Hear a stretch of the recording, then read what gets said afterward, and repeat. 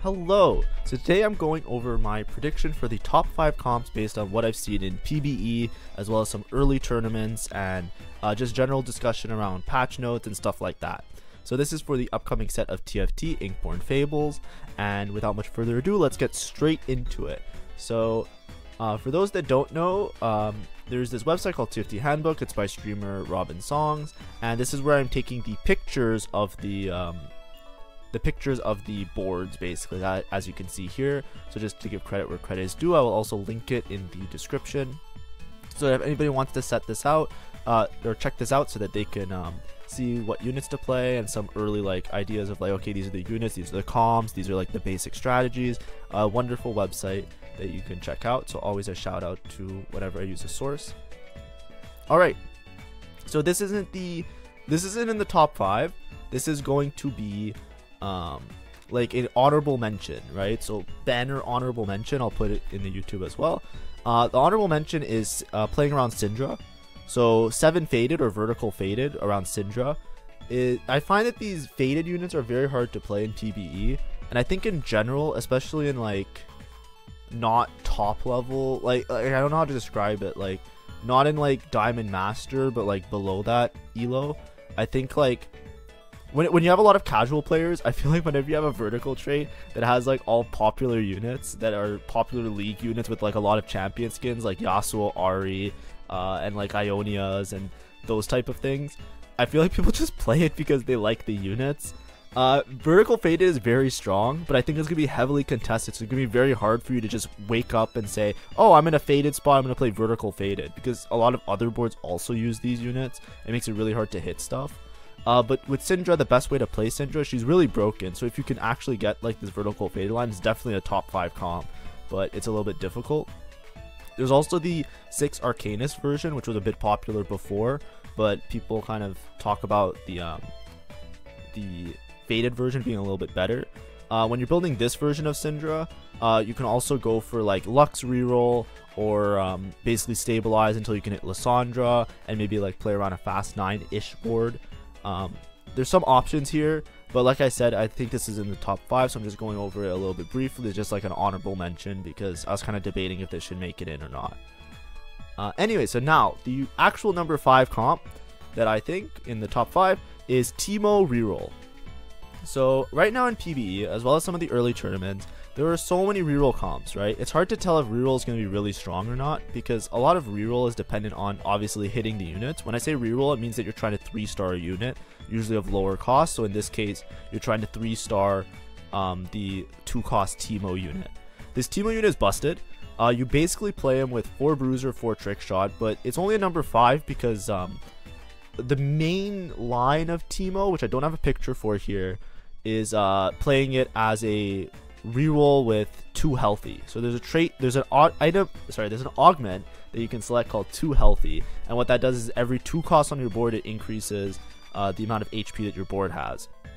And there's a way to just spam 2 costs around the Teemo Riven, where you just basically shove in every single 2 cost you can think of. Basically you play Riven, Aatrox, a bunch of other ones, and it's giga broken. It's if you get that augment with Teemo reroll, it's almost a guaranteed first. It was very strong. This version of Teemo, you're basically playing 4 Trick Shot, and the thing that makes it really strong is not only could you just play towards Teemo if you hit a bunch of Teemos naturally, it's that you can also build these items and you can play towards some of the other carries as well. What you could do is you can play towards Teemo, but this setup with 4 Bruiser frontline and Trick Shot backline, you could play towards Bard reroll, it's a very similar board. You can play towards Kai'Sa reroll, it's a very similar board. So you have options based on what the lobby is doing. If you can decide, so if there's a lot of 3-cost rerolls in the lobby that you feel comfortable and you get a bunch of Bards naturally, you might be able to pivot to Bard. If you don't hit that many Teemos and you want to decide, okay, everybody's greeting, you can play towards Kai'Sa and then go for a fast 9 board.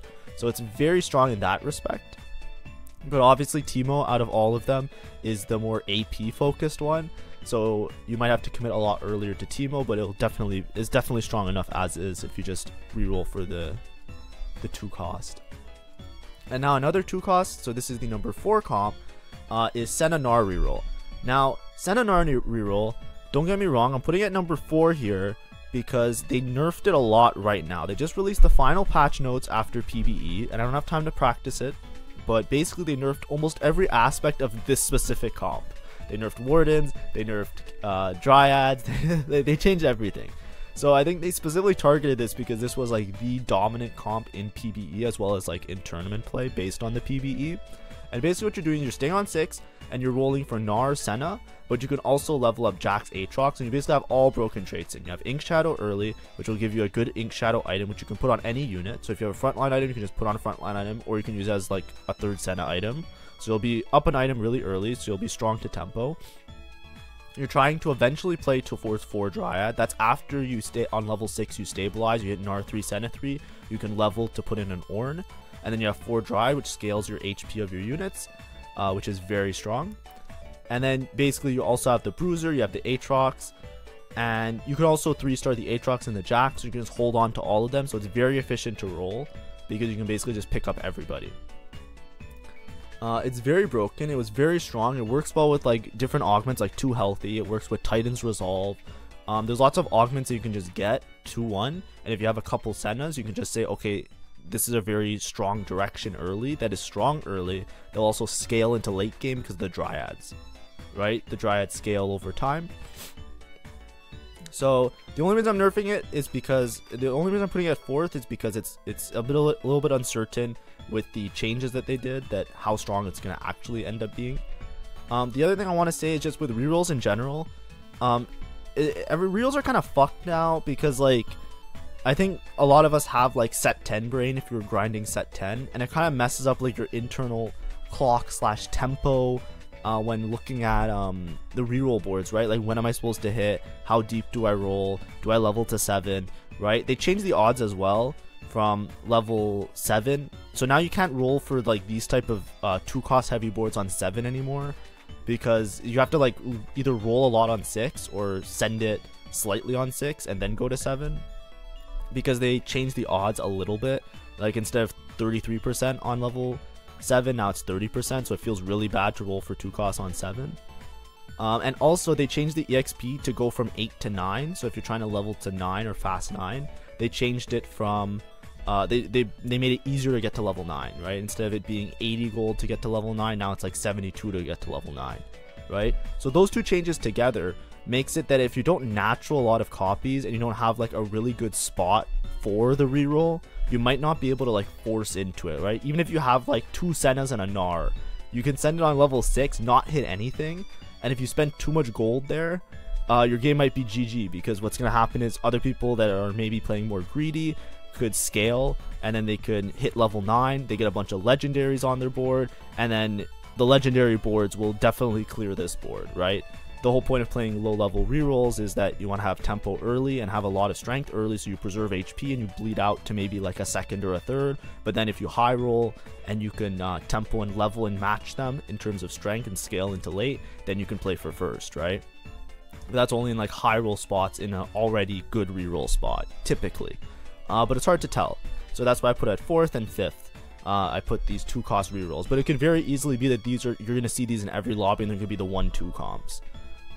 It just comes out to how it plays out and how people are playing in the live patch, because you know it all depends how other people are playing around you whenever you're playing these rerolls. Number 3. So this would be my probably go-to favorite comp, I would say, that I think is really flexible. It might be very contested. So what this is AP Flex. So what does AP Flex mean? It means you're playing like basically like an attack unit in the back line, and you're flexing around a front line, right? Or you can call this Warden Flex as well.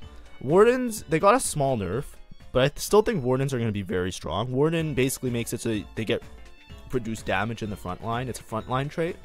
And you're playing around 4 Wardens, right? You can play around 2 Wardens in mid game, and then you play around 4 Warden. And you basically have this really strong front line that you can stabilize around on level 7 or level 8. And then what you do is you play one of the backline units. Usually it's Sniper. This is the Sniper Warden setup. So basically you can play a Felios reroll from this spot, right? If you're playing a Felios reroll, you'd probably play like 2 Warden and a Faded until you can hit level 8, and then you can play the 4 Wardens. You can play Senna as an item holder, or Caitlyn as an item holder early, but the main carry that you're trying to play is Ashe with the Porcelain setup with the Amumu. Basically, this Amumu with the Alawi basically sets up this whole little tree where you can easily flex your backline, right? Now, if you're playing the Wardens, and you can still fit in other units with this Warden setup, right? Like if you're playing Senna and Warden frontline, another Warden that you would play, like here it shows Set in the top left corner. Early game, you would have a Jax, right? Jax is the 1-cost Warden that would probably be on your board. So instead of Set, you would have Jax, and then you have Senna. So then you can play the same board, and you can play Kai'Sa. Instead of 4 Sniper, you can play 3 Ink Shadow, 2 Trick Shot. Just put in a random Trick Shot, 4 Warden, Kai'Sa. Easy. So you can play around Kai'Sa, you can play around Ashe, you can play around Syndra because the Amumu synergizes well with Lux, which is also Porcelain, and then you can play like an Arcanist setup with the Warden setup if you're playing AP instead of AD. So basically what you're doing is you're trying to get like this Warden setup, and then you're trying to play either like an Arcanist, you can play Ghostly, you can play like a Morgana, you can play an Ashe, you can play a Felios reroll, you can play towards like the other 2 costs and try and tempo until you can hit like maybe level 9 if like the whole lobby is greeting and nobody hits anything, right? There's a lot of options for your backline that you can just slot in based on whatever your frontline units are. So long as you have like this immovable frontline, you can kind of make it work, so to speak, right? The only problem is that like some of these units might be really contested. Like I think Amumu will probably be like the most contested, Amumu and Alawi, because of this and how they have like all these traits that synergize really well with backlines. But that's the idea. I love flexible boards. But basically in your mid game, you can play around whatever carry, so long as you have these Wardens, and then you kind of mix and match based on what you hit on level 7. But like the main line is something like this where you're playing 4 Sniper with Ashe, or you can drop 2 Snipers and you can play 4 Porcelain Ashe, right? Like if you hit a Lysandra earlier, a Porcelain emblem, then you just play 4 Porcelain because that's more strong. That's more broken than 4 Sniper. If you don't know Porcelain, it makes their front line take less damage, and it also makes your back line, it makes all the units attack faster. So that's really good. Alright, so that was number 3. Number 2, I would say, is Yone reroll, or Umbral reroll. So this comp is fucked. I don't know how fucked it will be in live, but in PvE, this is a menace. So basically what you're doing is you're playing towards Yone reroll, right? So Yone reroll is basically 3-star Yone, and this is like a small, I don't think these items are the best items. I don't know for sure. Obviously, like, Robin Song is better. I just don't know if he updated it or if this is like the new, what they think. I think it's usually like, I've seen QSS BT as like the main 2 items, like QSS BT +1. I've seen BT DB Giant Slayer. I've seen like full damage. I don't see Jinsu that much. That was like very early on Jinsu, but I'm not sure. But basically what you're doing here is you're playing around the Kayn, the Sylas, the Morgana, the Yone. Basically, so like if you look at the front line, you have Aatrox, Kayn, Sylas, and Yone. That little set of 4 gives you 2 Ghostly, 2 Bruiser, 2 Umbral, right? And what you're trying to do is you stabilize around 2-star Yone, and then you can decide. After that, you can flex everybody else, right? Everybody else is not that important. If you're playing committed Yone reroll, then you 3-star Yone and you 3-star Alun, because it's efficient rolling if you roll for 2-3 costs at the same time on level 7, right? And then you can play 4 Umbral or 6 Umbral or whatever, and 2 Reaper. If you get a Reaper spat, then you play 4 Reaper, right, with the Kayn. And a +1 Reaper spat. It's really hard to fit in 4 Reaper if you don't have the Spatula. If you don't have a Spatula and you don't want to play Yone reroll, this Yone 2-star, so just a normal Yone. A lot of times if you're playing Yone reroll, you're probably already going to have an upgraded Yone early on in the game, like in stage 3 or something. So having a Yone 2, I've seen boards that go Yone 2, play this kind of setup. Instead of rolling on 7 for Yone, you just go 8.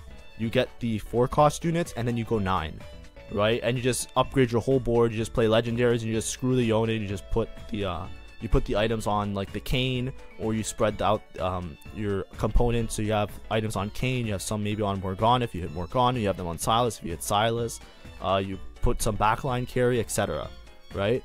It's very flexible because the Yone 2 is really strong. I've seen Yone 2s clear like 4-cost carry boards on 8, just how strong it is in this type of setup, right? Because you have like the multiple frontline, you have multiple melee carries, you have backline damage, you have attack speed, you have executes, you have frontline shield. There's a lot of small things that kind of make it like death by 1,000 cuts, right? You could just commit to the Yone 3, but you could just decide on 7, okay, the rest of the lobby is weak, I can like literally just go 8 and go 9 with this board. And that's what makes it really strong, because having to be forced into a 3-cost reroll, it's kind of difficult because other people can outcap you if they greed and they go high level. But if you have this type of setup, or if you're playing towards this setup, it's really strong just to like not even play Yone 3 and just upgrade that. That's why I put it at number 2. And obviously if you hit the Yone 3 and you just high roll out your ass and you get Yone 3, Alun 3, 3 items each, and this setup, you're probably playing in for the top 1. It's really strong as it is, right? But the reason that it's distinct from the other rerolls is that you have this high roll potential that if your lobby is weak, you can still level and play around the other 4 costs that you're playing. The final comp that I'm going to show is the one that was terrorizing PBE since Jump Street. They haven't really changed anything from what I can tell in the last little adjustments to the PBE before live. Is basically Mythic Invoker.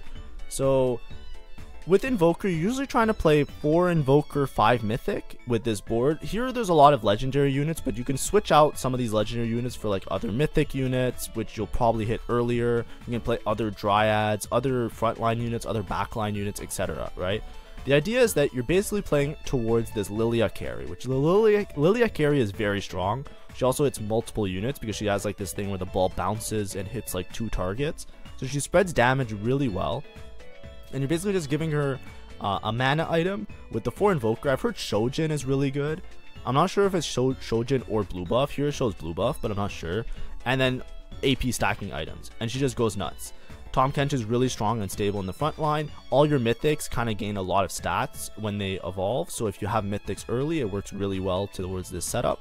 Then you can also high roll, and there's so many legendaries that fit so easily into the board, right? As frontline units, you can easily play a Set, you can easily play an Udyr, you can easily play even like a Lysandra somewhere in the setup, because you can play like a Mumu Lysandra and fit in Arcanist, which fits really nicely with the Lilia. You can fit in Hui, you can fit in Azir, as it shows on this board. And also one of the big things, my head's kind of covering it, but there's Kog'Maw in the bottom right. Because Kog'Maw is a 1-star unit that's also very strong with Sniper. You can play the similar Warden Sniper setup and then play with a Lilia backline, and instead of playing like 4 Invoker, 5 Mythic, you can play like 3 Mythic, 2 Invoker, until you hit like this type of board.